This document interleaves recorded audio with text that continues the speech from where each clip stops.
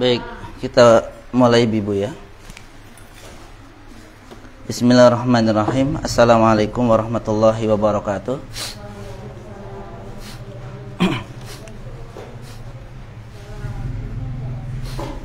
Alhamdulillahirabbil alamin. Wassalatu wassalamu ala nabiyyina Muhammadin wa ala alihi wa ashabihi ajma'in, amma ba'du.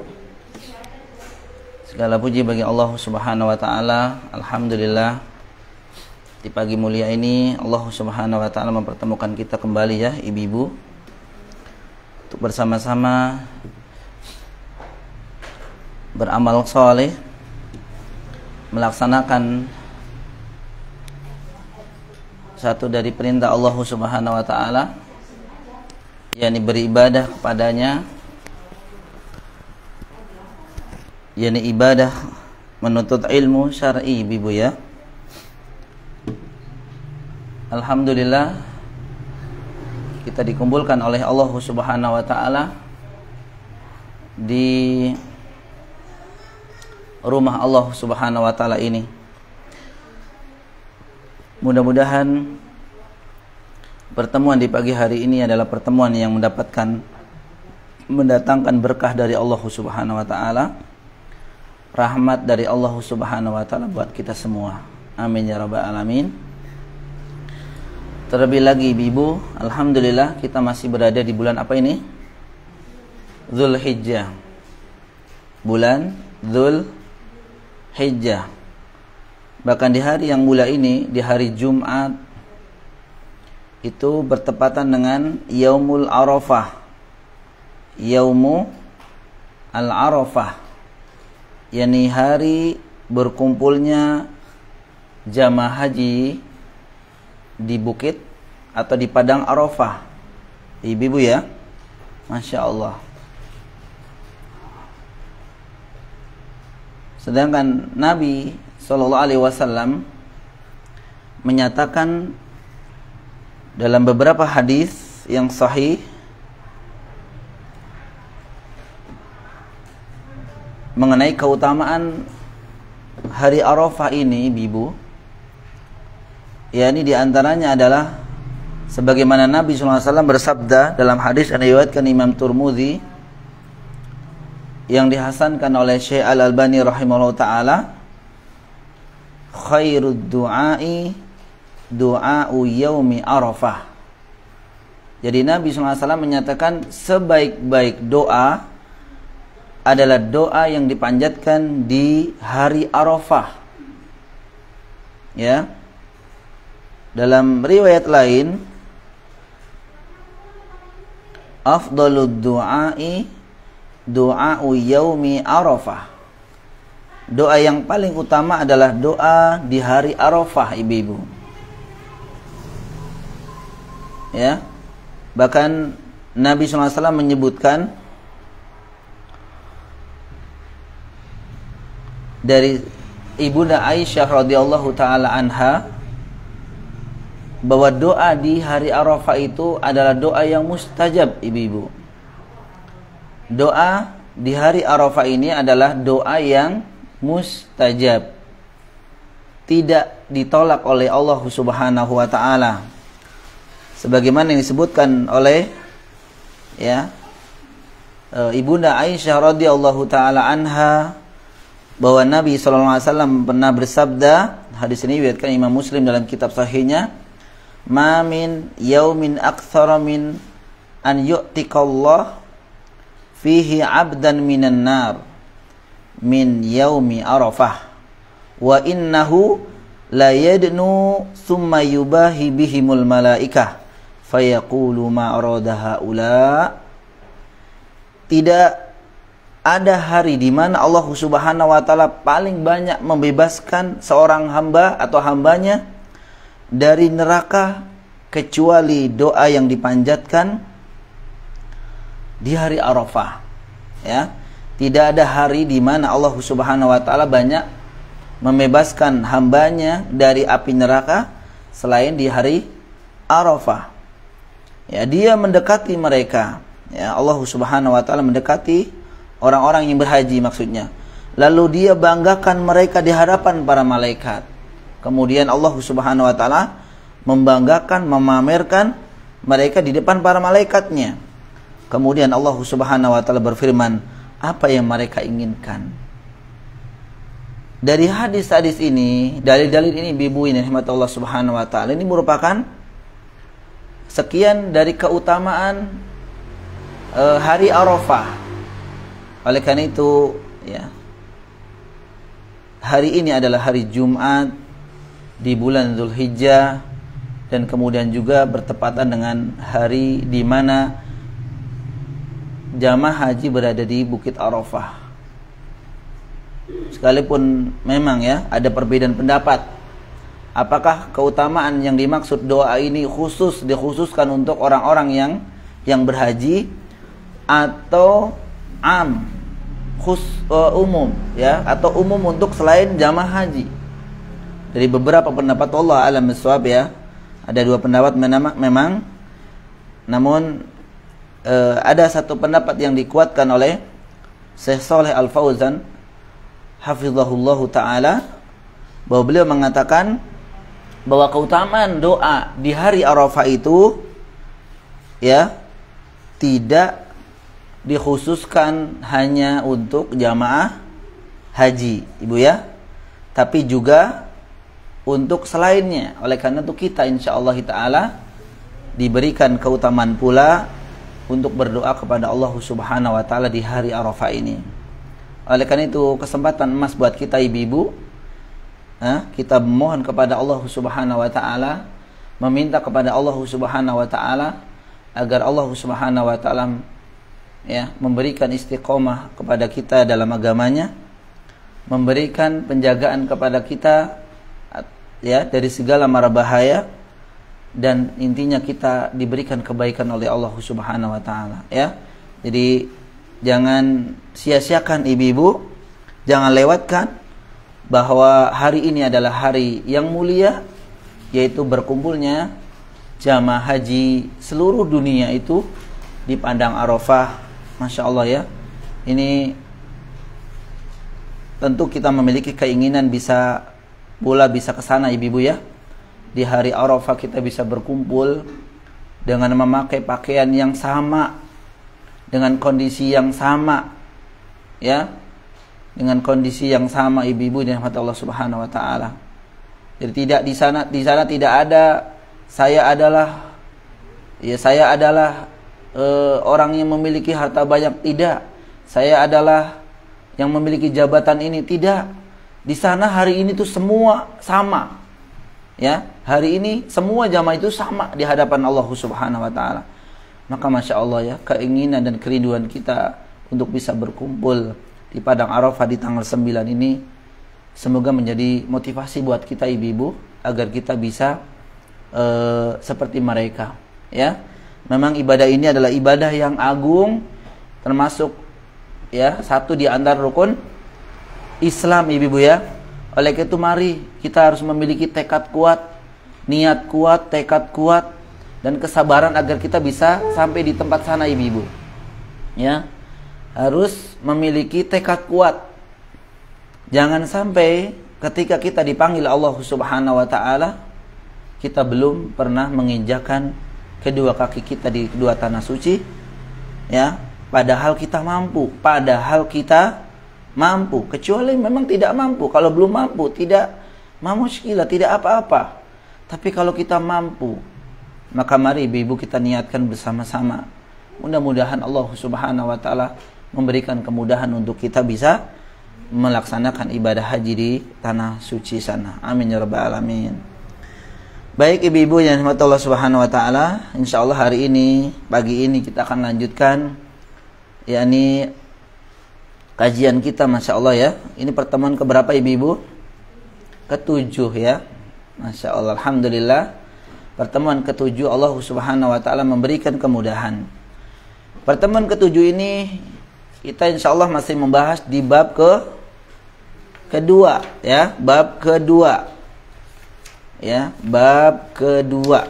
Kemarin kita sebutkan bab kedua, yakni bab mengenai apa ibu? fadlut tauhid wa ma yukaffiru minadz-dzunub. Yani keistimewaan tauhid dan dosa-dosa yang diampuni karenanya, dan dosa-dosa yang diampuni karena tauhid, ya. Atau dalam judul yang kemarin saya sampaikan, ya, keutamaan tauhid dan dosa-dosa yang digugurkannya. Jadi dosa-dosa itu bisa gugur dikarenakan apa? Kita memiliki tauhid yang kuat. Baik, di pertemuan sebelumnya kita sudah membahas atau menjelaskan sisi dari pendalilan, ya, dari hadis, dari dalil-dalil yang disampaikan oleh muallif. Muallif itu artinya apa, Ibu?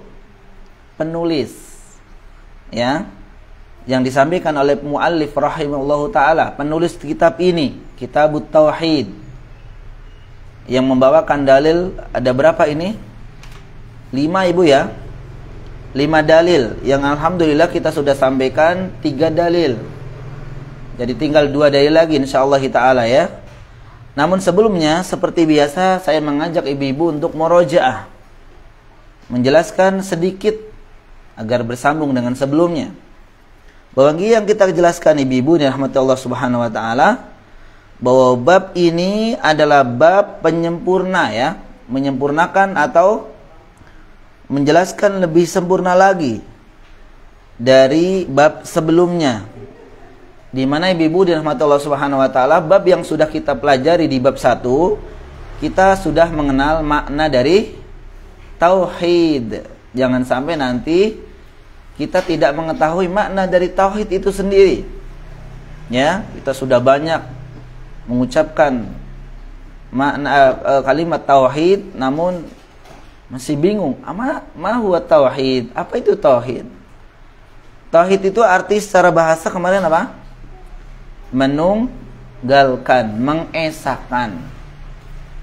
Ya, sedangkan menurut istilah adalah menunggalkan atau mengesahkan Allah Subhanahu wa taala dalam rububiyahnya, dalam uluhiyahnya, dan dalam asma wa sifatnya.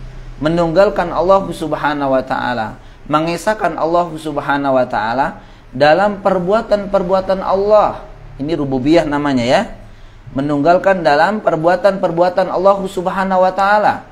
Artinya kita mengakui dan meyakini siapa yang menciptakan, siapa yang mengatur, dan siapa yang menguasai alam semesta ini, yaitu siapa? Allah Subhanahu wa taala saja. Jangan ada keyakinan yang lain, ibu-ibu. Ya, jangan ada keyakinan yang lain, ada zat selain Allah Subhanahu wa taala yang menciptakan, yang menguasai, dan yang mengatur alam semesta ini. Jangan ada. Karena kalau kita masih meyakini ada, ya, makhluk lain, zat lain yang menguasai, ya, bahkan yang membuat alam semesta ini, menciptakan apa-apa yang ada di alam semesta ini, kita mengakui ada zat yang mengatur selain Allah alam semesta ini, kita mengakui atau meyakini ada yang menguasai, mengatur alam semesta ini selain Allah. Nah, ini kita belum mentauhidkan Allah. Belum mentauhidkan Allah Subhanahu wa taala. Emang hari ini ada, Ustadz? Masih ada. Masih ada. Jadi misalkan ibu-ibu, ya, ini cacatnya tauhid rububiyah. Ketika ibu-ibu misalkan melewati rumah kosong, ya. Ya, melewati rumah kosong atau pohon besar. Nanti ibu apa gimana? Kalau lewat, permisi. Ya, permisi, Mbak, gitu kan. Saya mau lewat nih, gitu ya. Kenapa seperti itu? Biasanya karena orang ini meyakini bahwa ada penunggu di sana. Ada penunggu di sana, ada yang menungguin, ada yang menguasai tempat itu. Nah, ini berbahaya. Walaupun mungkin ada syaitan di sana, kita tidak boleh mengatakan dan meyakini bahwa rumah yang angker itu, pohon yang besar itu dikuasai oleh si jin ini, bukan. Tapi tetap kita meyakini bahwa yang menguasai, ya, tempat itu adalah Allah Subhanahu wa taala. Ya, dia mah cuma apa namanya? singgah saja, ya, singgah atau lewat saja mungkin seperti itu. Jadi nggak perlu kita harus permisi sama dia, nggak perlu. Ya kita tentu meminta perlindungan kepada siapa? Kepada Allah Subhanahu wa taala. Atau mungkin ada sebagian kaum muslimin yang ketika ditanya ya tentang hasil panen yang mereka peroleh, ketika kita tanya siapa yang memberikan atau memberikan panen ini, dia meyakini selain Allah Subhanahu wa taala ada yang lain ternyata katanya. Ya, ada dewa padi mungkin gitu ya, Bu.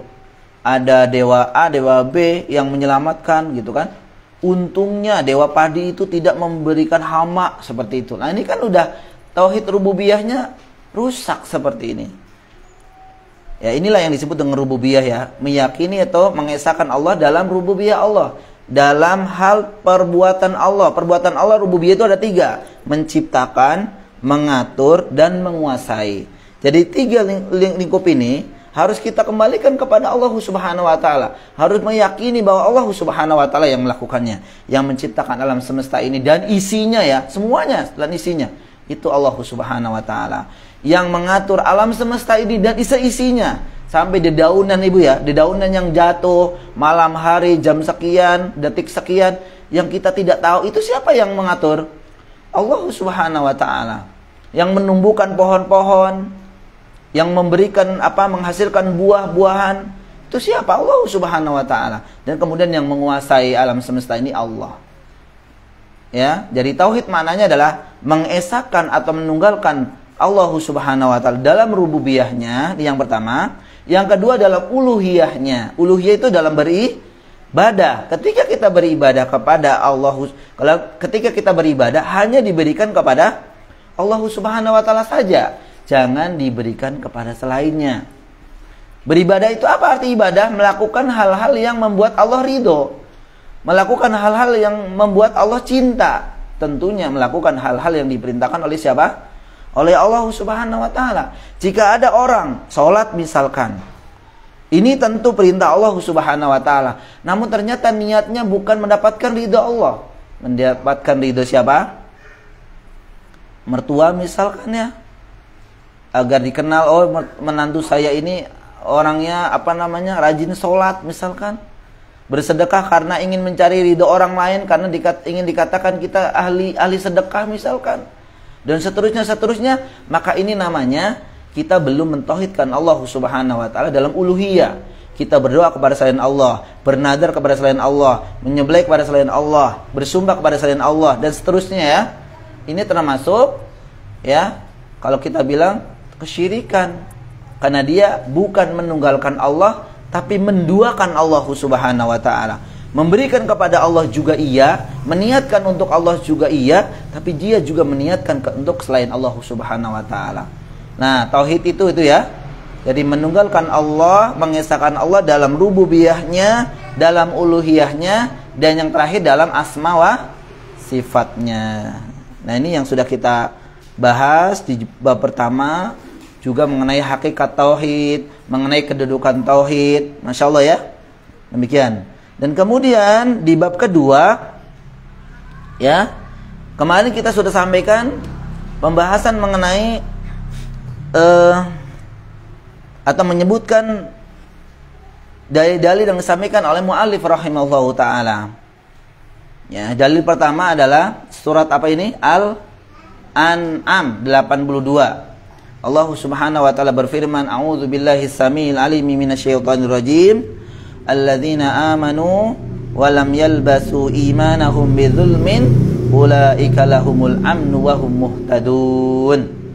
Orang-orang yang beriman yang tidak mencampur adukan iman mereka dengan kezaliman, ya, dengan kezaliman, dimaknai zalim di sini adalah kesyirikan. Ya, mereka itulah orang-orang yang akan mendapatkan keamanan, akan mendapatkan jaminan apa? Keamanan. Dan mereka lah orang-orang yang akan mendapatkan petunjuk dari Allah Subhanahu wa taala. Ya, ayat ini kemarin saya sebutkan adalah merupakan rangkaian dari ayat-ayat dengan ayat-ayat sebelumnya, berhubungan dengan ayat-ayat sebelumnya. Di mana ayat ini adalah ayat terakhir, yakni pembahasan tentang apa? Perdebatan antara Nabiullah Ibrahim alaihissalam dengan kaumnya yang menyembah apa? Bintang, menyembah bulan, menyembah matahari, menyembah berhala. Ya, disebutkan kemarin. Kalau ini ayat 82, maka mulai dari ayat 75, 76 sampai 81 itu membahas tentang perdebatan antara Nabiullah Ibrahim alaihissalam dengan kaumnya. Yang intinya adalah bahwa mereka kaum Nabi Ibrahim itu mengancam kepada siapa? Nabi Ibrahim, jika Nabi Ibrahim itu mengungkit-ungkit tentang Tuhan-Tuhan mereka. Ya. Jadi nanti akan diberi celaka kalau Ibrahim itu masih mengungkit-ungkit atau membahas mengenai Tuhan-Tuhan mereka. Seperti itu. Nah, sedangkan Allah Subhanahu wa dan kemudian Allah Subhanahu wa taala menurunkan ayat yang mulai ini bahwa orang yang diberikan keamanan insyaallah ya, dan ini pasti itu adalah orang-orang yang mentauhidkan Allah. Justru mereka yang mengikuti ajaran Nabi Ibrahim, mereka lah orang yang akan mendapatkan keamanan. Jadi dibalikan oleh Nabi Ibrahim. Sebenarnya yang celaka itu kalian apa saya? Seperti itu ya. Mereka kan mengancam ya, kalau Nabi Ibrahim itu mengungkit-ungkit, mengolok-olok Tuhan-Tuhannya, itu akan celaka Nabi Ibrahim itu.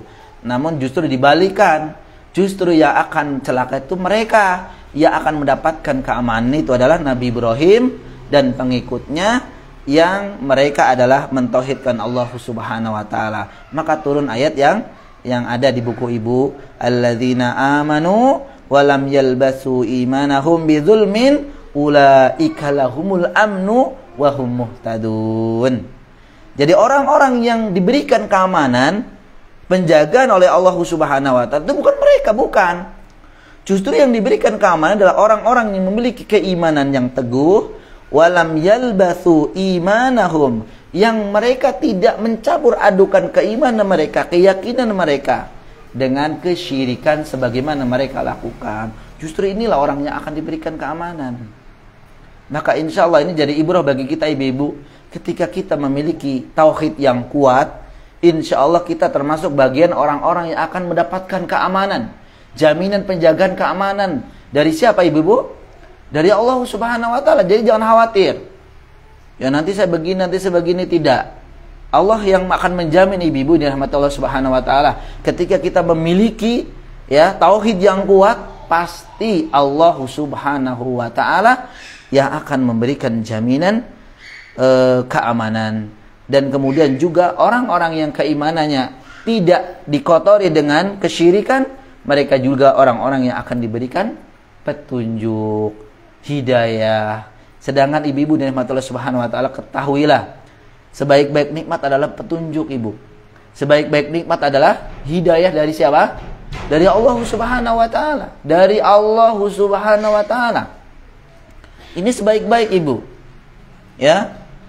Jadi insyaallah ya, ketika kita diberikan hidayah oleh Allah Subhanahu wa taala, kita adalah termasuk orang-orang yang dikehendaki kebaikan. Amin ya rabbal alamin. Baik, yang kedua, dalil yang kedua adalah apa ibu? Hadis dari Ubadah bin As-Samit radhiyallahu anhu, yang beliau ya menuturkan bahwa Rasulullah SAW bersabda, "Man syahida alla ilaha illallah wahdahu la syarikalah wa anna Muhammadan abduhu wa rasuluhu wa anna Isa abdullahi wa rasuluhu wa kalimatuhu alqaha ila Maryam wa ruhum minhu wal jannata haqqun wan nar haqqun adkhalahu Allahul jannah ala ma kana minal amal." Atau kama qala Nabiyyu sallallahu alaihi wa ala alihi wasallam. Bahwa Nabi SAW bersabda, ibu-ibu dan Allah Subhanahu wa taala, barang siapa yang berikrar, barang siapa yang bersyahadat, ya, apa ikrar mereka? Tidak ada sesembahan yang berhak disembah selain Allah saja. Dan kemudian berikrar Ya, tidak ada sekutu baginya, dan berikrar bahwa Muhammad adalah hamba dan rasulnya, dan Muhammad adalah hamba dan utusannya. Kemudian juga berikrar bahwa Isa adalah hamba Allah. Nih Bu ya, bahwa Isa itu siapa? Hamba Allah, bukan ibnullah, bukan anak Allah. Jadi berikrar bahwa Isa Abdullah. Isa itu adalah hamba Allah Subhanahu wa taala. Wa rasuluhu, dan Isa itu selain hamba Allah juga rasulnya, utusan Allah Subhanahu wa taala. Wa kalimatuhu alqaha ila Maryam wa ruhum minhu, dan kalimatnya yang disampaikannya kepada Maryam serta ruh dari ciptaannya.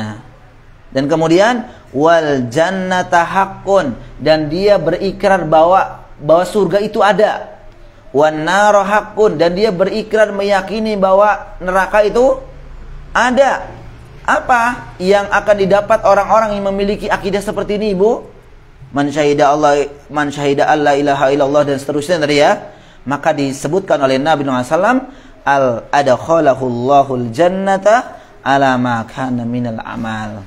Maka orang-orang seperti ini akan dijamin dimasukkan ke dalam surga Allah Subhanahu wa taala dari apa yang mereka telah perbuatnya, dari apa yang mereka amalkan.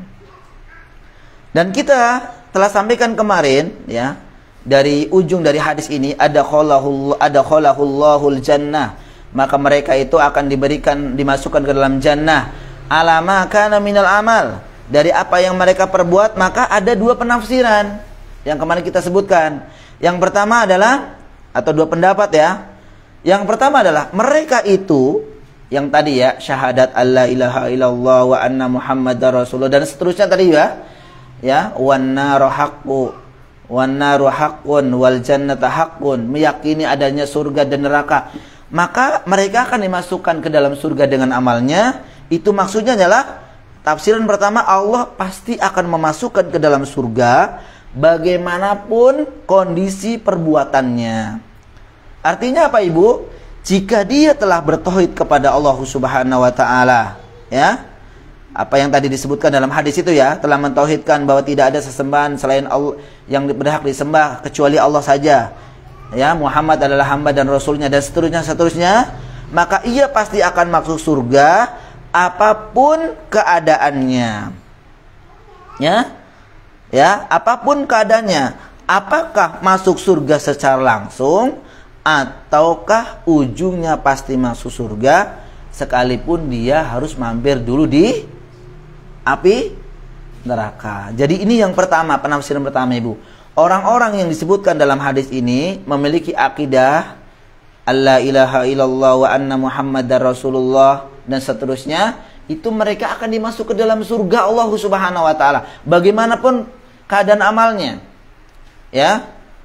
Baik dimasukkan surga secara langsung ataupun dia harus mampir dulu ke api neraka. Fal'iyudzubillah, kita berlindung kepada Allah Subhanahu wa taala.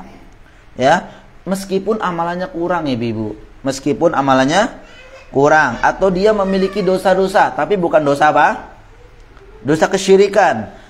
Kenapa dia akan dimasukkan ke dalam surga, Ibu? Sedangkan dia memiliki dosa-dosa selain syirik. Itulah keagungan dari tauhid. Subhanallah, Ibu ya. Ini penafsiran pertama.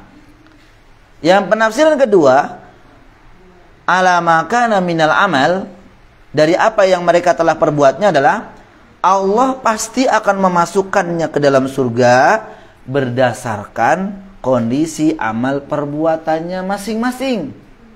Ya.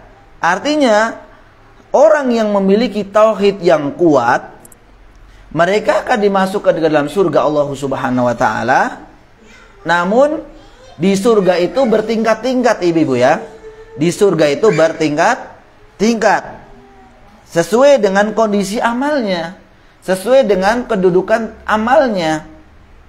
Maka disebutkan dalam hadis riwayatkan Imam Bukhari kemarin, memang menunjukkan bahwa surga itu bertingkat-tingkat, Ibu ya. Mulai dari yang paling bawah, naik ke atas, sampai yang paling atas. Yaitu surga apa, Ibu, kemarin? firdaus. Karena Nabi sallallahu alaihi wasallam dalam hadis yang diriwayatkan Imam Bukhari menyebutkan inna fil jannati mi'ata darajah. Sesungguhnya di surga itu ada 100 derajat, Ibu. Ada 100 derajat. Ya, a'addahallahu lil mujahidina fi sabilillah. Yang jannah itu 100 tingkatan itu, 100 derajat itu dipersiapkan oleh Allah Subhanahu wa taala untuk para mujahid fi sabilillah. Untuk para mujahid fi sabilillah. Ma baina darajatain kama baina samai wal ard. Jadi jarak antara dua derajat tadi, antara derajat yang pertama dengan yang kedua, itu jaraknya sebagaimana antara langit dan bumi. Masya Allah, Ibu ya. Ini begitu luas.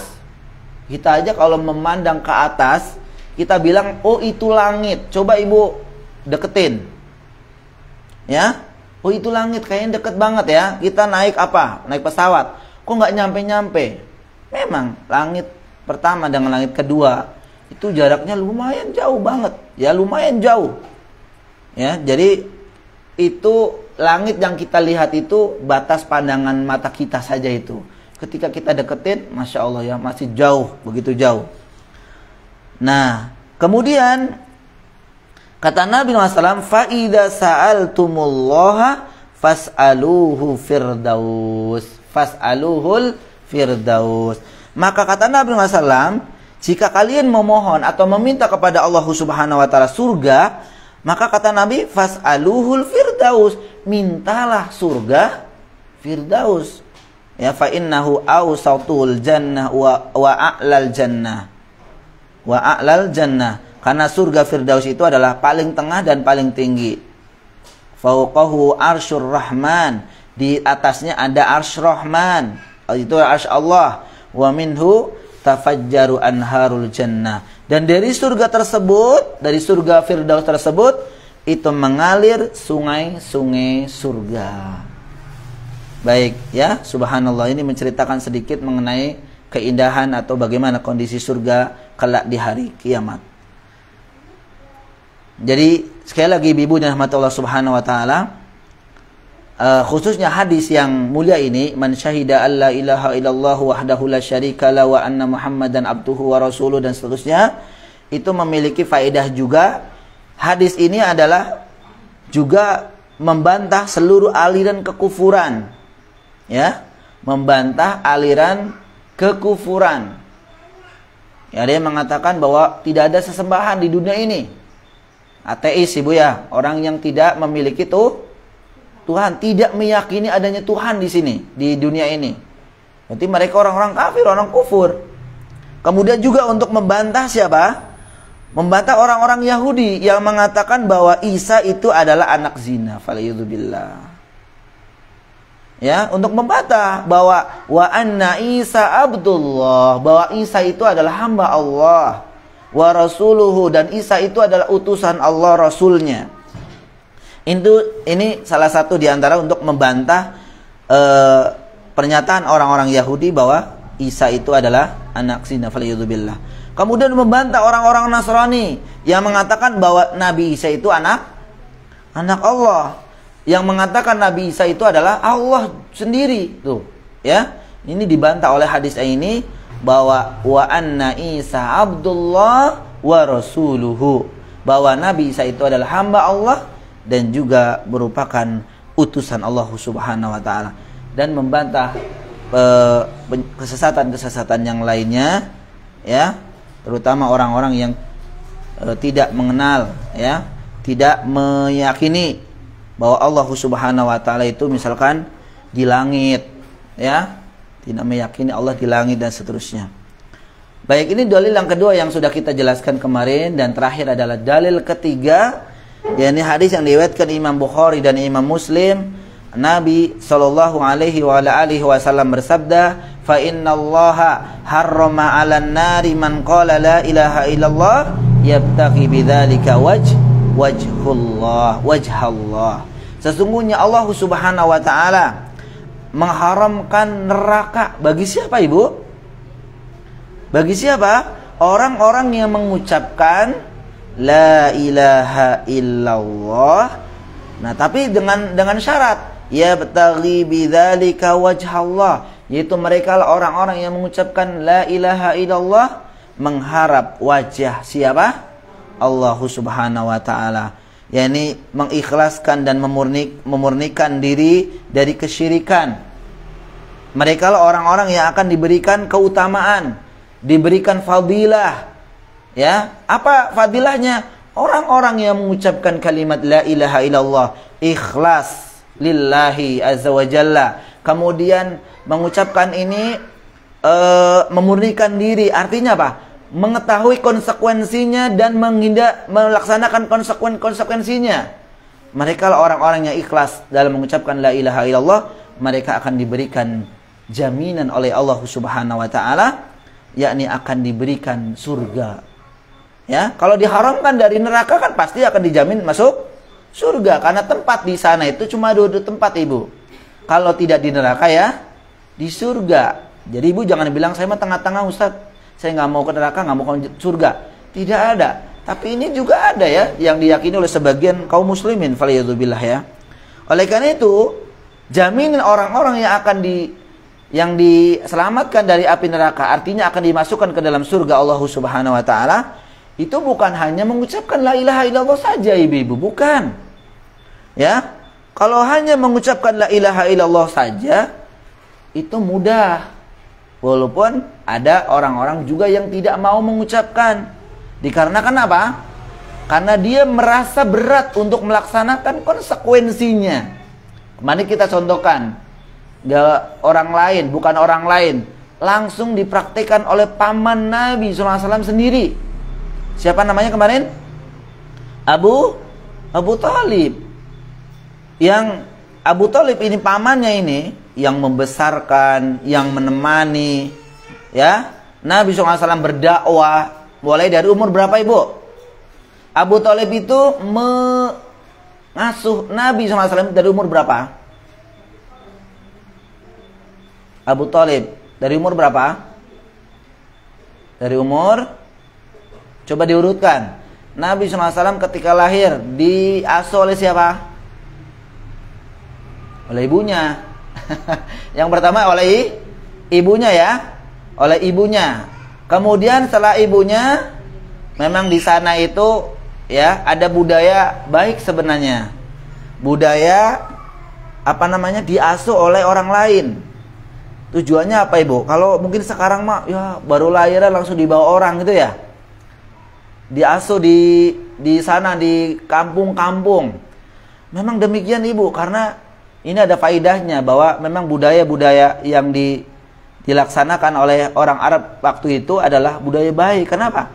Kalau diasuh di pedalaman yang murni dari pergaulan bebas, kalau sekarang, Ibu ya.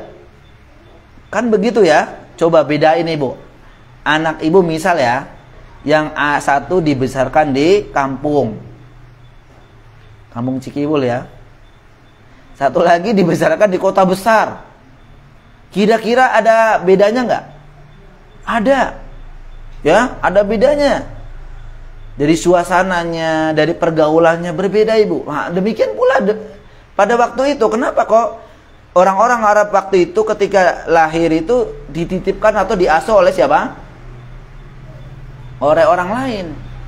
Nah, maka Nabi pun, ini ceritanya Masya Allah ya, kalau Ibu mendengar atau kayak sepertinya pernah mendengar, ketika ada seorang yang berangkat dari mana? Dari Bani Sa'diyah ya, dari Bani Sa'di, itu berbondong-bondong mereka ke kota ya, ingin mendapatkan asuhan anak, asuhan seorang anak, Ibu ya. Dibayar, maksudnya mendapatkan bayaran mereka itu. Subhanallah ya. Maka ada seorang wanita bersama suaminya yang sampai di hari-hari mau pulang itu belum mendapatkan. Sampai di hari-hari mau kepulangan itu belum dapat anak satu pun. Belum dapat. Namanya siapa? Siapa namanya? Halimah. Namanya siapa? Halimah dan suaminya. Namun kemudian ditawarkan Muhammad kecil. Muhammad kecil. Namun ternyata ketika mau diasuh, ternyata dia mengetahui bahwa Muhammad itu dari keluarga yang tidak mampu. Dari keluarga miskin, Ibu. Maka Halimah disebut dengan Halimatus Sa'diyah karena memang Halimah itu berasal dari Bani Sa'diyah maksudnya ya. Dan makanya disebut dengan Halimatus Sa'diyah karena memang dari Bani Sa'di. Itu ditawarkan, maka tidak mau. Ya, awalnya Halimah dan suaminya tidak mau, Ibu. Ya, dan kemudian berpikir, orang-orang udah pada dapat, pulang bawa anak ya. Pulang bawa anak yang diasuhnya nanti mendapatkan bayar, sedangkan Halimah itu tidak ada, dia nggak dapat kecuali Muhammad ini. Awalnya tidak mau, Ibu. Lah bagaimana bisa membayarnya kalau orang miskin? Tapi ya karena memang petunjuk dari Allah Subhanahu wa taala yang pada akhirnya Halimah itu menerima Muhammad untuk diasuh ya.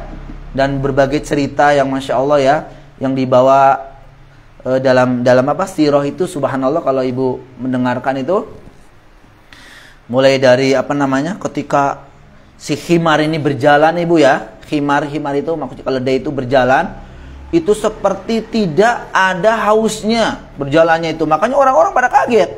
Bukannya Khimar yang dimiliki oleh Halimah dan suami itu kurus ya, tapi setelah membawa Muhammad gemuk, Ibu.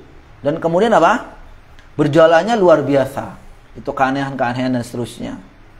Dan dari cerita-cerita yang memang dari kisah ya dari Muhammad kecil diasuh oleh Halimah di umur berapa tahun ketika Nabi itu dibedah perutnya ya oleh siapa? Malaikat Jibril alaihissalam dan seterusnya. Sampai umur berapa Halimah itu merawat atau mengasuh Nabi sallallahu alaihi wasallam, Ibu?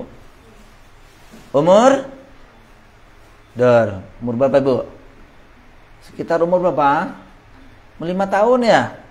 Sekitar umur 5 tahun. Dikembalikan lagi karena takut ya. Takut ada apa-apa sama Muhammad. Karena teman-temannya mengatakan ada orang yang membelek perut Nabi SAW. Dan masih ada bekasnya ada. Takut sekali kan? Maka dikembalikan.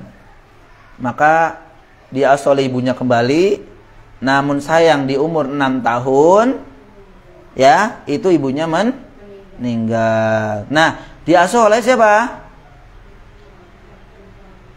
Oleh siapa? Kakeknya. Siapa kakeknya? Abdul Muthalib. Abdul Muthalib. Dari umur 6 tahun sampai umur berapa? 8 tahun, hanya 2 tahun ya, hanya 2 tahun. Kemudian Nabi SAW ketika kakeknya meninggal diserahkan kepada pamannya Nabi SAW, Abu Thalib. Pertanyaannya, kenapa Nabi SAW itu diserahkan kepada Abu Thalib, paman yang ini, bukan paman yang lain? Kan pamannya Nabi ada berapa? 9 ya. Paman Nabi itu ada 9 kan? Tapi kenapa Nabi SAW itu diserahkan kepada paman Abu Thalib? Siapa yang bisa jawab, Bu?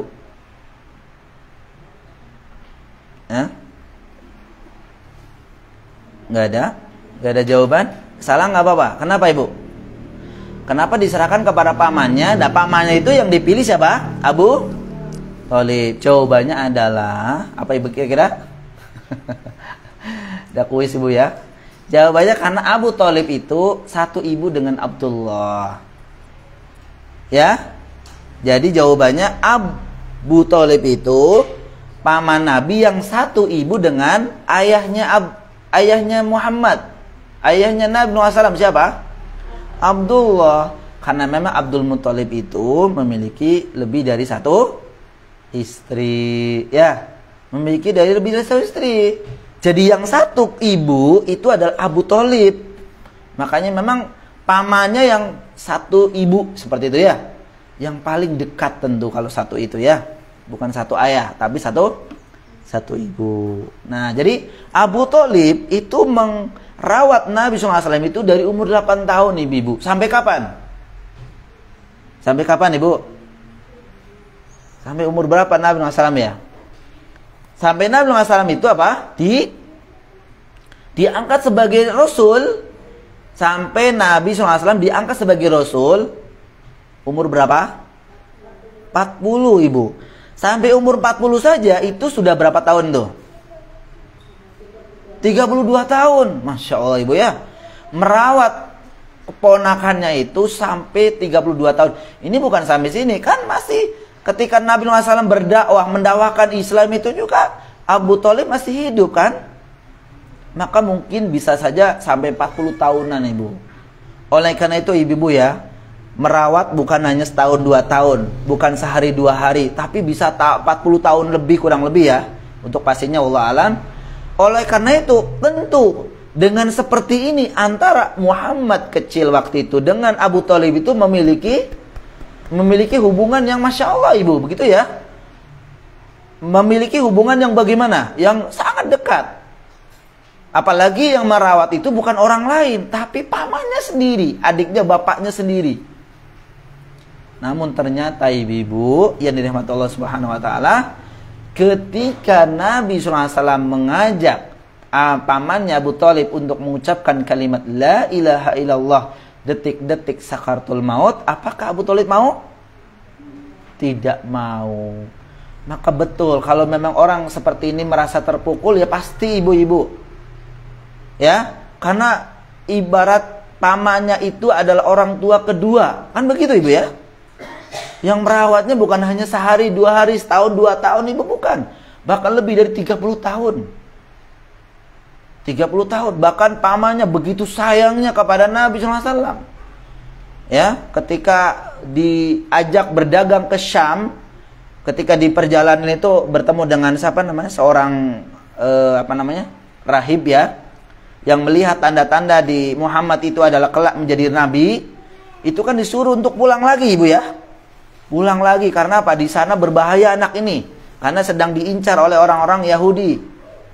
Maka pamannya ini apa? Mengembalikan lagi, ibu, mengembalikan ke Mekah lagi. Kan saking sayangnya. Saking sayangnya kepada siapa? Nah, kepada keponakannya ini. Tapi ternyata mengucapkan kalimat la ilaha illallah itu tidak gampang, karena konsekuensinya itu berat. Baik, itu yang sudah kita jelaskan di bab di pertemuan sebelumnya. Maka insya Allah kita lanjutkan, ibu ya. Dalil keempat, yakni sabda Nabi SAW dari yang diriwayatkan dari sahabat Abu Sa'id Al-Khudri radhiyallahu taala anhu, qala Musa, ya, Nabi SAW bersabda, qala Musa, berkata Musa, ya Rabbi allimni syai'an adzkuruka wa ad'uka bih. Ya wahai Musa, Musa berkatakan, ya Tuhanku, ajarkan kepadaku sesuatu zikir dan doa kepadamu. Ya. Apa kata Nabi SAW? Apa kata Allah Subhanahu wa taala? Qala qul ya Musa la ilaha illallah. Katakan wahai Musa, atau ucapan wahai Musa, la ilaha illallah. Tidak ada sesembahan yang berhak disembah kecuali Allah Subhanahu wa taala. Qala, maka Musa berkata, ya Rabbi, kullu ibadika yaquluna hadza. Maka Musa mengatakan demikian, ibu. Wahai Rabbku, sesungguhnya hambamu itu sudah banyak yang mengucapkan kalimat ini, kalimat la ilaha illallah ini, ibu. Qala, maka Allah Subhanahu wa taala menjawabnya lagi, ya Musa, lau anna samawati sab'a wa amirahunna ghairi wal ardina sab'a fi kaffatin wa la ilaha illallah fi kaffatin malat bihinna la ilaha illallah. Maka Allah Subhanahu wa taala pun berfirman, "Hai Musa, andai kata 7 langit dan penghuninya." Masya Allah ibu ya, 7 langit dan penghuninya selain aku, kata Allah. Dan kemudian 7 lapis bumi. Jadi bukan hanya 7 langit dan seisinya saja, tapi ditambah 7 lapis bumi selain Allah tentu ya. Diletakkan di satu timbangan. Kalau timbangan kan ada 2 ibu ya. Dan kemudian kalimat la ilaha illallah di satu timbangan lagi. Jadi kalau ditimbang, apa kata Allah? Malat bihinna la ilaha illallah. Niscaya kalimat la ilaha illallah itu akan lebih berat timbangannya. Ini dalil yang disampaikan oleh muallif rahimahullahu taala ya, bahwa hadis ini diriwayatkan Imam Ibn Hibban dan Al-Hakim yang menyatakan bahwa hadis ini adalah hadis sahih ya, hadis sahih seperti itu. Dan dikuatkan lagi ibu nih hadis yang disebutkan, ini lumayan panjang juga nih, hadis yang disebutkan atau dikenal dengan hadis bitaqah. Pernah dengar ibu hadis bitaqah ibu? Hadis bitaqah. Bitaqah itu kartu. Ya, bitaqah itu artinya kartu. Dalam kitab Al-Bidayah wan Nihayah itu disebutkan hadis bitaqah ini. Saya baca artinya aja ibu ya. Dipanggil dengan suara keras seorang dari umatku pada hari kiamat di hadapan keramaian manusia. Lalu dibukakan atasnya 99 catatan. Setiap catatan sejauh jarak mata memandang. Masya Allah ibu. Dibukakan 99 catatan.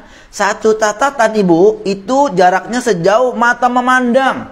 Artinya catatan itu A, B, C, D, E, F, G, H, I, J itu sampai jarak mata memandang. Jarak mata memandang itu dekat atau pendek?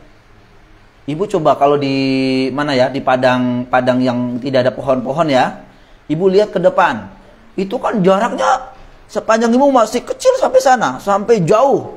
Itu catatan yang pertama. Satu catatan seperti itu. Bagaimana kalau 99 catatan bu? Berarti sabrak berarti bu ya? Seabrek catatan ya. Seperti itu ya.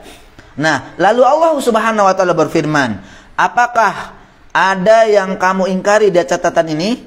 Jadi Allah Subhanahu wa taala berfirman berkata kepada orang yang tadi diperlihatkan catatan 99 catatan. Apa kata yang tadi disebutkan?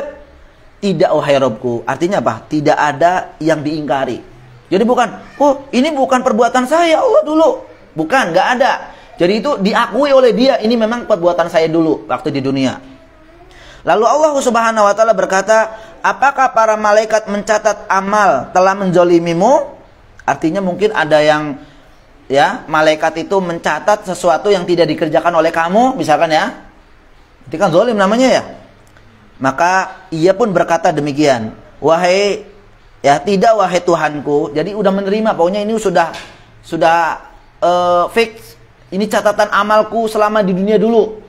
Seperti itu ya. Lalu Allah Subhanahu wa taala berfirman, apakah engkau punya uzur? Apakah engkau memiliki kebaikan? Ya, ini kata Allah kepada hamba ini. Maka orang itu ketakutan. Lalu ia berkata, tidak ada wahai Rabbku. Kemudian Allah Subhanahu wa taala berkata, ada.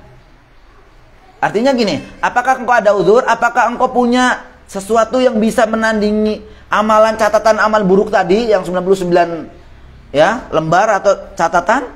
Kata dia tidak ada. Tapi kata Allah ada. Ya, ketika si hamba ini mengatakan, "Oh, enggak ada ya Allah." Saking ketakutannya ya, pasti kan dihukum nih, itu bahasa kita ya. Ini pasti diazab nih. Tapi ketika dia jawab, "Tidak ada ya Allah, tidak ada ya Rabb." Ternyata justru Allah yang mengatakan, "Ada." Ya, Allah berkata ada. Sesungguhnya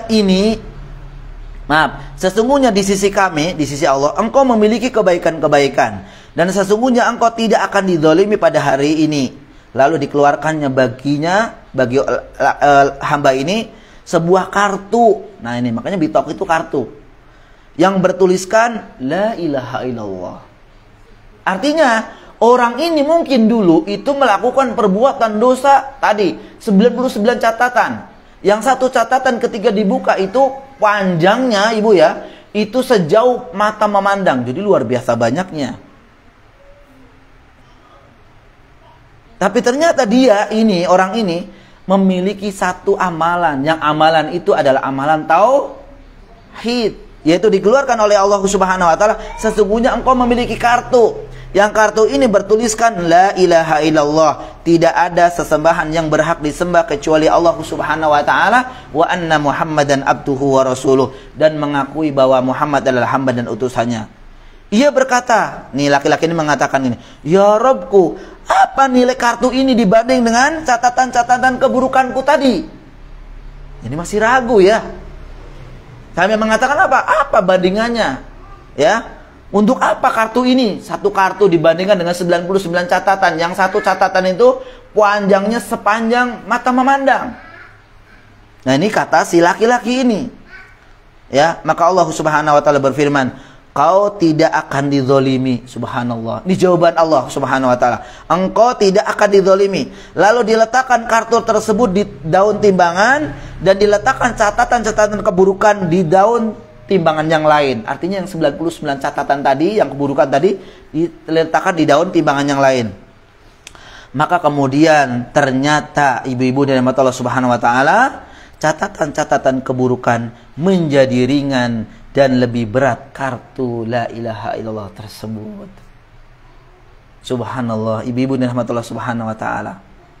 Hadis ini menunjukkan bahwa dosa-dosa tidak mampu berhadapan dengan tauhid.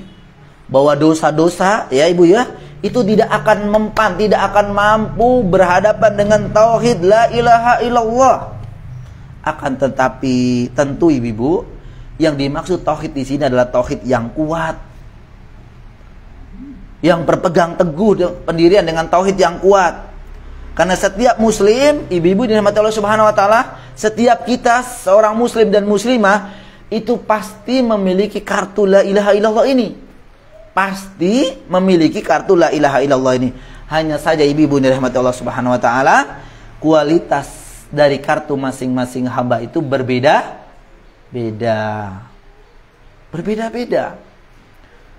Jadi intinya ibu-ibu rahmat Allah Subhanahu wa taala, ini satu di antara keutamaan kalimat la ilaha illallah. Jika kita pegang kuat ibu-ibu, kita mentauhidkan Allah Subhanahu wa taala dengan kuat, maka itulah yang akan terjadi. Sekalipun kita memiliki ya keburukan, dosa sebanyak apapun, namun ketika kita memiliki tauhid yang kuat, itu akan menyelamatkan kita di hari kiamat.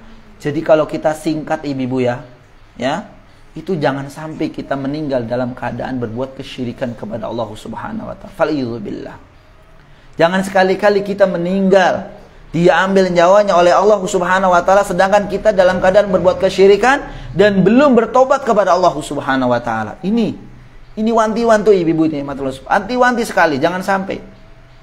Ya udah Ustaz, nanti aja, nanti saya tobatnya. Jangan tunda-tunda. Justru nanti barangkali faliyadzubillah, ketika juga orang-orang ketika dalam berbuat kesyirikan dan kemudian justru Allah mafatkan, Allah matikan, Allah ambil nyawanya. Nah, itu kan tidak ada apa ibu? Tidak ada kesempatan lagi. Karena ketika ibu-ibu dan Allah Subhanahu wa taala ya nyawa sudah di kerongkongan, maka taubat sudah ditutup. Siapa yang pernah seperti ini? Fir'aun ibu-ibu dan Allah Subhanahu wa taala. Fir'aun ketika dia itu ya mengaku sebagai Allah, sebagai Tuhan ya, sebagai sesembahan yang berhak disembah. Akan dicantumkan dalam Al-Quran di surat apa? An-Nazi'at ibu ya. Dia mengatakan ana rabbukumul a'la, aku itu adalah Tuhanmu yang maha tinggi. Itu Firaun yang mengatakan itu ibu ya. Sombong dia. Namun ketika Allah Subhanahu wa taala tenggelamkan dia dan pasukannya, ternyata di detik-detik ya dia mau ya ketika sakaratul maut dan bahkan sudah di kerongkongan, dia baru mengatakan, saya beriman kepada Tuhan Musa.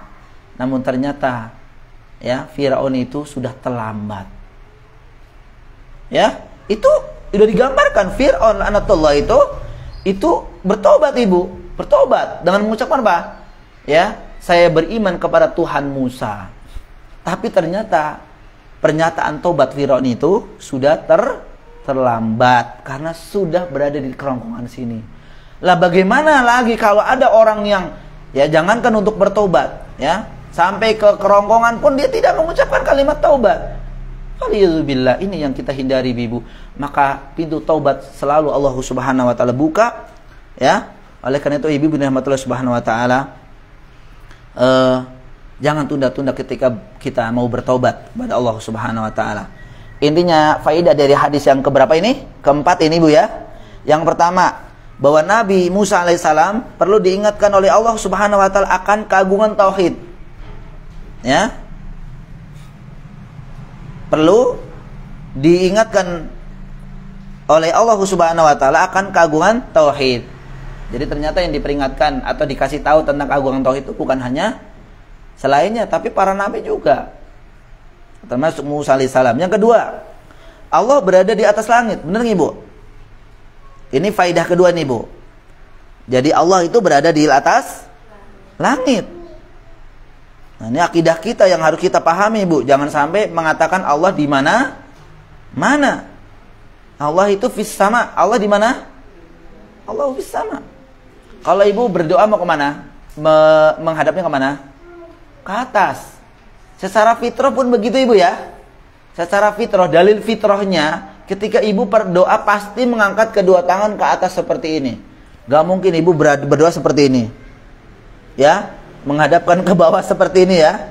Gak mungkin. Pasti berdoa begini. Artinya secara fitrah kita mengakui Allahu fis sama. Allah itu di langit. Hanya saja malaikat membutuhkan langit, adapun Allah tidak membutuhkan langit. Justru langitlah yang membutuhkan siapa? Allah Subhanahu wa taala. Dalam surat Fatir 41 Allah Subhanahu wa taala berfirman, "Innallaha yumsikus samawati wal arda an tazula wala in zalata min amsakahuma min ahadin min ba'dih." Sesungguhnya Allah menahan langit dan bumi supaya jangan lenyap. Sungguh jika keduanya akan lenyap, tidak ada seorang pun yang dapat menahan keduanya selain Allah Subhanahu wa taala. Nah, ini sisi pendalilan dari dalil yang keempat, ibu-ibu dan Allah Subhanahu wa taala ya. Bahwa kalimat la ilaha illallah atau tauhid ini memiliki ya keutamaan yang agung. Memiliki keutamaan yang agung. Dan dalil yang terakhir, ibu-ibu dan Allah Subhanahu wa taala yang kelima, yang di buku ibu di halaman 10 ya. Bahwa Nabi sallallahu alaihi wasallam bersabda, Allah Subhanahu wa taala berfirman. Jadi kalau Nabi sallallahu alaihi wasallam bersabda dan kemudian Allah Subhanahu wa taala berfirman, maksudnya adalah ini adalah hadis apa namanya? Qudsi ya. Hadis apa? Qudsi. Jadi Allah Subhanahu wa taala berfirman tapi diucapkan oleh Nabi sallallahu alaihi wasallam ya. Jadi ucapan Nabi tapi redaksinya dari Allah, itu namanya hadits qudsi.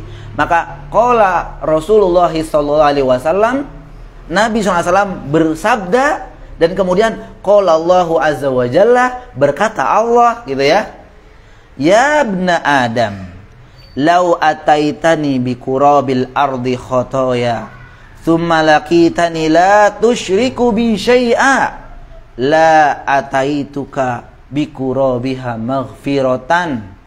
Hadis ini diriwayatkan siapa tadi? Imam Tirmidzi dalam kitabnya ya. Hadis ini diriwayatkan Hasan.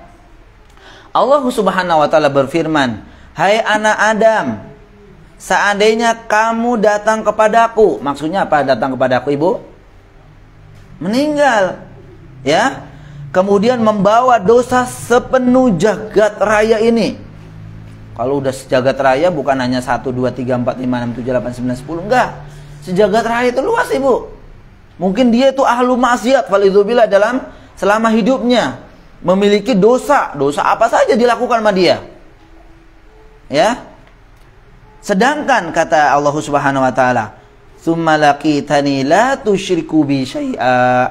Namun engkau ketika mati itu tadi bertemu denganku membawa dosa, tapi bukan dosa satu ini. Dosa apa? Kesyirikan, artinya lawan dari tauhid. Maka apa kata Allah Subhanahu wa taala? Maka firman Allah Subhanahu wa taala mengatakan, la ataituka, lamnya itu lam taukid. Sungguh akan saya datangkan kepadamu biqurabiha maghfirah, yakni akan datangkan kepadamu ampunan sepenuh jagat pula. Subhanallah, ibu-ibu dirahmati Allah Subhanahu wa taala. Ini dikarenakan orang ini tidak berbuat kesyirikan, Ibu. Tidak berbuat menyekutukan Allah Subhanahu wa taala. Sekalipun orang ini ya berjumpa dengan Allah Subhanahu wa taala membawa dosa yang sebanyak-banyaknya, bahkan bukan hanya sedikit, sejagat raya ini yang dibawa dosanya, falyudzubillah. Tapi ternyata dosa yang dibawa itu bukan dosa kesyirikan. Maka kata Allah Subhanahu wa taala, la ataituka biqurabiha maghfiratan. Maka demikian pula Allah akan memberikan kepada kalian itu ampunan sejagat raya ini. Jadi ini bab ya atau hadis yang mulia ini, Ibu, ini merupakan luasnya rahmat Allah Subhanahu wa taala. Merupakan salah satu luasnya, membuktikan luasnya rahmat Allah Subhanahu wa taala. Apa, Ibu, di sini disebutkan di antara luasnya rahmat Allah? Allah membuka pintu taubat seluas-luasnya sebelum nyawa ada di kerongkongan. Maka jangan sampai, sekali lagi Ibu tadi saya sampaikan, ada orang yang menyangka akan ada yang mampu menutup pintu tersebut. Jadi Allah membuka pintu rahmatnya selebar-lebarnya dan tidak ada yang bisa menutupnya, tidak ada. Ya, Allah telah buka selebar-lebarnya pintu rahmatnya. Dan di antara rahmat Allah Subhanahu wa taala adalah akan dihapusnya dosa-dosa hanya saja dengan taubat. Ya. Satu yang pertama, dengan taubat. Tapi tidak hanya dengan taubat, Ibu-ibu. Allah Subhanahu wa taala mengampuni dosa-dosa orang hamba selain dari dengan taubat, juga karena rahmat Allah Subhanahu wa taala itu yaitu dengan tauhid. Ya, dengan tauhid. Maka seseorang jika tauhidnya kuat, Ibu nih ya. Jika tauhidnya kuat, maka dosa-dosanya akan dihapuskan oleh Allah Subhanahu wa taala sekalipun belum sempat bertobat kepada Allah Subhanahu wa taala. Tapi sekali lagi, Bu ya, kalau orang yang bertauhid, maksudnya kalau dosa yang dibawa itu bukan dosa kesyirikan. Jadi gini, seseorang yang memiliki memiliki tauhid yang kuat, Ibu, tapi dalam satu sisi dia melakukan dosa-dosa yang lain, faliyadzubillah, ya, kita berlindung pada Allah. Dan kemudian ketika orang ini diwafatkan oleh Allah Subhanahu wa taala belum sempat bertobat. Dosa saking banyaknya, Ibu. Ya, dosa A, dosa B, dosa C, dosa D, dosa terus sampai banyak nih. Tapi ternyata dia belum sempat taubat kepada Allah Subhanahu wa taala. Belum sempat, Ibu. Tapi ternyata yang dibawa, dosa yang dibawa bukan dosa syirik. Artinya memang orang ini mentauhidkan Allah Subhanahu wa taala. Maka dengan sendirinya insya Allah orang-orang ini juga akan diampuni dosanya sekalipun dia belum sempat bertaubat. Masya Allah. Ini ibu-ibu dirahmati Allah Subhanahu wa taala. Ini keistimewaan ya, tauhid itu sendiri luar biasa ya. Allah Subhanahu wa taala mendatangkan rahmatnya, akan memberikan ampunan bagi orang-orang yang mentauhidkan Allah Subhanahu wa taala. Ya. Hadis ini juga sebenarnya ada pembahasan lain membantah kaum Khawarij ya, yang mereka itu mengkafirkan orang-orang yang terjumus dalam perbuatan dosa besar. Karena dalam hadis ini disebutkan seorang bisa saja membawa dosa besar dengan seberat bumi dan isinya, namun dia tidak kafir dan masih mungkin untuk diampuni. Dosa sebesar bumi tentu saja diantaranya dosa-dosa besar. Itu, Ibu ya. Dan ini sebagai bantahan kepada orang-orang Khawarij. Dan di antara rahmat Allah Subhanahu wa taala dalam ayat hadis ini, Allah tidak mensyaratkan untuk selalu bersih dari kesyirikan. Apapun ya, di antara rahmat Allah Subhanahu wa taala dalam hadis ini, Allah tidak mensyaratkan untuk selalu bersih dari kesyirikan apapun. Karena hal itu hampir-hampir mustahil bagi kebanyakan manusia, ibu-ibu ya. Siapa yang tidak pernah berbuat riya, ibu? Ya, riya itu kan perbuatan syirik juga ya. Siapa yang tidak pernah berbuat riya? Tidak ada. Tidak ingin dipuji tatkala beramal soleh. Ada nggak? Nggak ada. Ada juga ya, dalam hati kecil kita itu ada pengen dipuji. Faliyadzubillah. Siapa yang tidak pernah ujub sama sekali dalam kehidupannya? Tidak ada. Maka memang sekali lagi penjelasan dari ulama ini, di antara rahmat Allah Subhanahu wa taala, Allah tidak mensyaratkan untuk selalu bersih dari kesyirikan. Ya tentu kecuali bagi para nabi dan para rasul ya. Akan tetapi Allah Subhanahu wa taala mensyaratkan adalah ia bersih dari segala kesyirikan tatkala berjumpa dengan Allah Subhanahu wa taala, yakni ketika meninggal dunia. Masya Allah.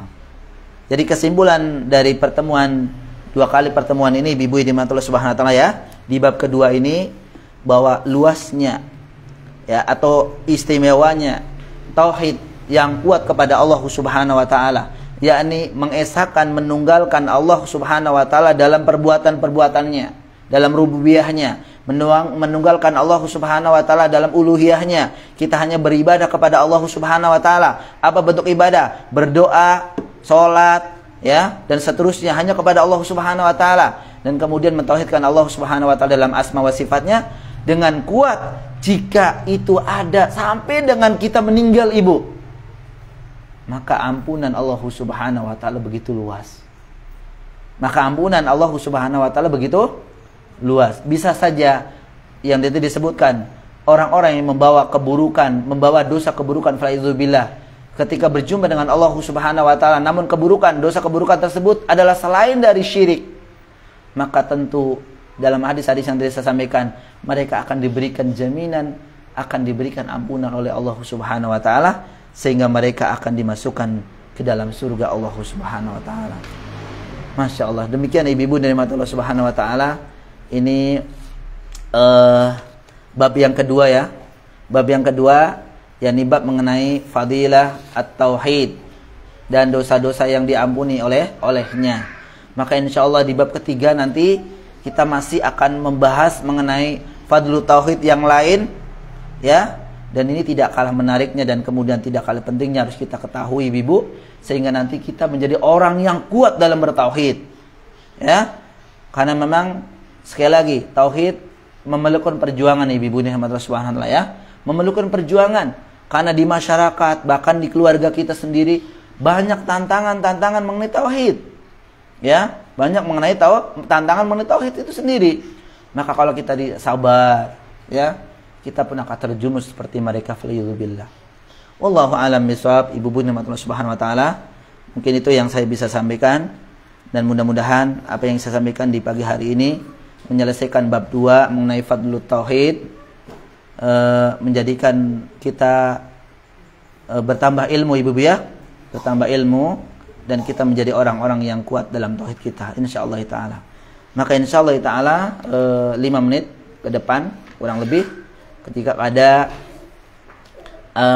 pertanyaan dari ibu-ibu ya, ini pertemuan ke-7 ya, mudah-mudahan ada pertanyaan. Kemarin-kemarin ada ya insyaallah ya, namun mungkin belum banyak.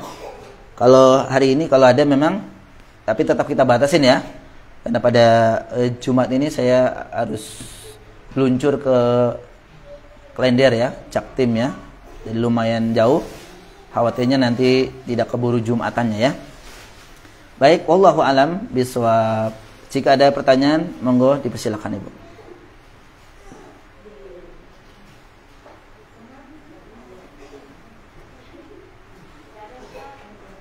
Gak ada? Ada? Gak ada. Baik, barangkali yang lain. Di ibu gak ada, tapi yang lain ada. Gak ada ya? Baik. Kalau tidak ada, maka kita cukupkan ibu-ibu dan rahmatullah subhanahu wa ta'ala pertemuan yang mulia ini. Terlebih lagi pertemuan kita alhamdulillah di hari Jumat, kemudian juga pas di hari Arafah. Sekali lagi kita memohon kepada Allah Subhanahu wa taala istiqomah, selalu mendapatkan petunjuk ya, dan dikuatkan iman kita sampai dengan kita berjumpa dengan Allah Subhanahu wa taala. Amin ya rabbal alamin. Kita akhiri pertemuan di pagi hari ini dengan doa penutup majelis, Ibu. Subhanakallahumma wa bihamdika asyhadu an la ilaha illa anta astaghfiruka wa atubu ilaik. Saya akhiri, assalamualaikum warahmatullahi wabarakatuh.